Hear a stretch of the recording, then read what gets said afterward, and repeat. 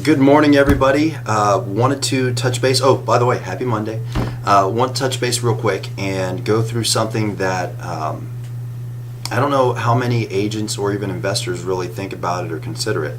But one of the big things that's been coming up lately, I actually posted on the KSA Kris page, is 1031 exchanges. And I know it's something that we're incorporating pretty heavily over here.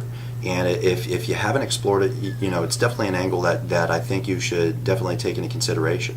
So what is 1031 exchange? At its simplest form, first off, I would recommend that you definitely jump online. There's a lot of great information that's out there. Just type in 1031 exchange and it'll tell you. But in its simplest form, it's basically taking a property, let's say a rental property, and exchanging that property for a like property or multiple like properties. So at its core, and this is why it's really great, especially for the people that are in California. And we have clients that are here. We're working with one client right now. You have a house, it's worth $500,000 in its present state. You're turning around and you're renting that house for $1,000 per month. So they're making a little more than that, but I'm just using round numbers. So if you're looking at that at $500,000 for that property, which is consider it principal, if you're only making $1,000 off of a $500,000 purchase, your cap rate is pretty garbage. Now, the average person is going to look at that and go, well, I'm making $1,000 a month. Yes, you are. You're making $1,000 a month, but you have $500,000 worth of property. If you actually take that property and you sell that property and you exchange that property to buy other properties. So, great example. It could be here in California. Honestly, with tenancy laws and a lot of things, I wouldn't always recommend it. But there's a ton of great places right now. Tampa, Florida is fantastic. There's just a ton of great places that you can purchase property. You take that same amount of money and you leverage. Right now, with where the economy is, it's a perfect time to leverage.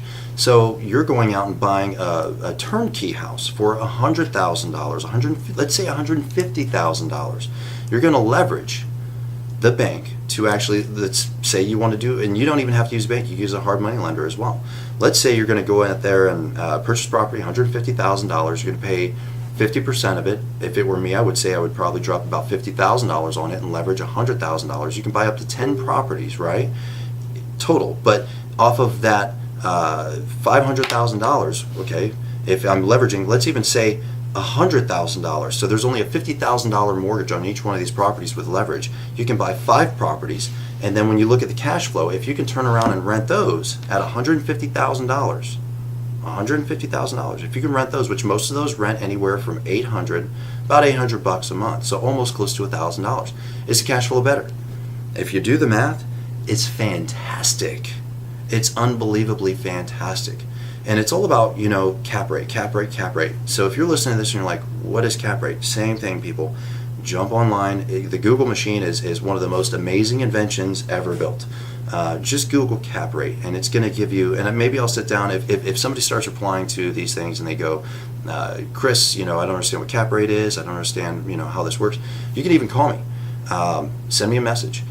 I'll sit down and spend the energy with you to teach you that, or maybe I'll sit down and create another video separate just on what's cap rate, how to figure out what leverage is, and what to do it. So what does this mean to you as an agent, or even as an investor? Being able to leverage somebody's, and I'll talk about an agent first, then I'll talk about an investor.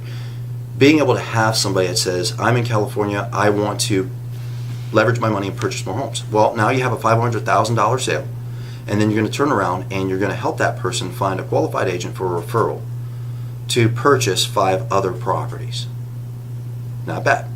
The second one, if you are an investor, and also as an agent, it gives you an opportunity to see a separate angle in order to help a client that you normally, you know, in your mind you wouldn't be able to help. Well, you know, I don't do that, I can't help you, I don't know what to do. Yes, you do. Yes, you do. It's not that hard. So it's another angle. Just listen to what your client says and help them. If you're an investor, what can you do? Well, here's an opportunity to say, okay, you could sell this property and you can actually maybe go in 50-50. You can start picking up some rental properties together. There's a lot of, you can leverage other people's money and incorporate your spread, especially if you got a line of credit for hard money, to where you can come in on that back end pretty much zero out of pocket for the down payments and going into multiple properties for a return. So that's where I'm at today. 1031 exchanges, highly recommend. If you don't know anything about it, look into it. It's definitely a good thing to know. I know it's something that we're kind of pushing on our team right now, especially with the changing markets. All right, thank you much, and I'll talk to you guys soon.